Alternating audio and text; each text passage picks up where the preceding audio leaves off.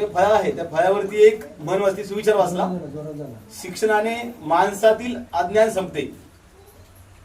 अध्यक्ष साहेब बरोबर आहे, शिक्षणाने माणसातील अज्ञान संपते.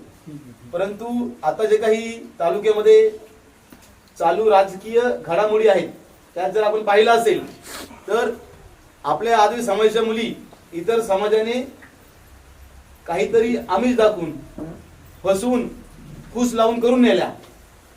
त्यांनी त्या ठिकाणी आपल्या मुली तर नेल्याच, पण त्याबरोबर आता जे काही राजकीय आरक्षण आपल्या आदिवासी समाजात झाले ते देखील पळवायचे ते पाहत आहेत. तर सर्व तरुण वर्गाला मी हातून विनंती करतोय की येणाऱ्या काळामध्ये ही जी काही राजकीय घटना घडत आहे ही आपल्या आदिवासी खऱ्या आदिवासी समाजासाठी खूप घातक आहे. या चुकीच्या गोष्टीच्या विरोधी आपण ज्यावेळेस आंदोलन उभारणार आहोत, सगळ्यांना हात जोडून विनंती आहे की ज्यावेळेस आपल्याला आदिवासी समाजाच्या वतीने आवाज दिला जाईल त्यावेळेस कृपया आपण सर्वांनी सर्व ताकदीने या.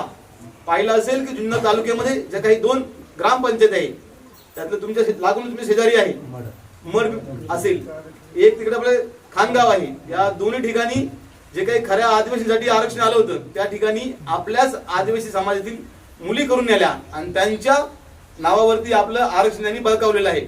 या जर घटना घडत असतील तर ही आपल्या भविष्यासाठी खूप धोकादायक घटना आहे.